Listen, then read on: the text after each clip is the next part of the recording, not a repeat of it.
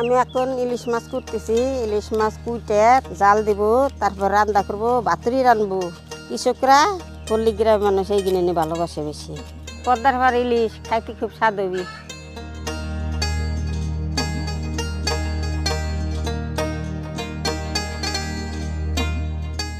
মাছ মুসকুটা শেষ, ইলিশ মাছ এখন চুলের পার যাব।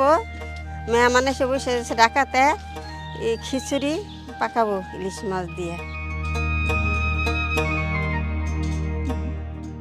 এই যে গেলেন মাছ কাটতে, বসে রেখে গেলেন, এত দেরি করে তাই মাছ কুটা লাগে, ধোয়া লাগে, ই করার লাগে না, দেরি হয় না। ভালো করে ধুয়ে আনছেন তো? হ্যাঁ, ভালো করে ধুইছি, ইটি করছে, আনছি তাইছেন।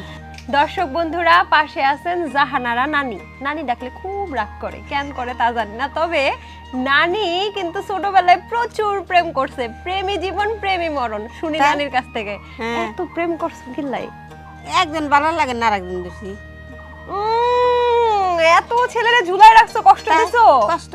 তারপরে ছেলেরা কষ্ট পাইয়া তোমাকে বশ করার চেষ্টা করে নাই? না, তা করো না। তা করে নাই? না। আচ্ছা, তোমার জন্য কয়টা ছেলে হাত কাটছে আমরা বলো?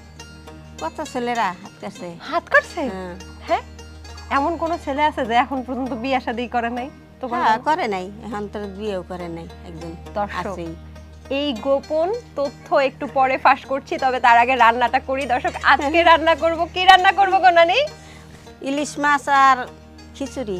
ইলিশ মাছ আমার খুবই প্রিয়। ইলিশ মাছ আর খিচুড়ি গরম গরম খেয়ে আজকে বলবো আসলে আমার অনুভূতিটা কি। তবে নানি, রান্নাটা শুরু করি, চলো। নানি ডাকলে রাগ করো কেন? তা নানি কইলে রাগ করবো না। তুমি কি আমার নানির বয়সী না? আমি তো একটা কোচি খুকি। না, ও তুমি তো গেছি, বিবাহ হয় নাই। হ্যাঁ, তুমি খুঁজো পারলে। যাই হোক, হ্যাঁ, আমার বান্ধবী একটা ছেলে খুঁজতেছে আর কি দিমু বলো? আগে মাছ, ইলিশ মাছ। উফ, ইলিশ মাছটা তো বেশ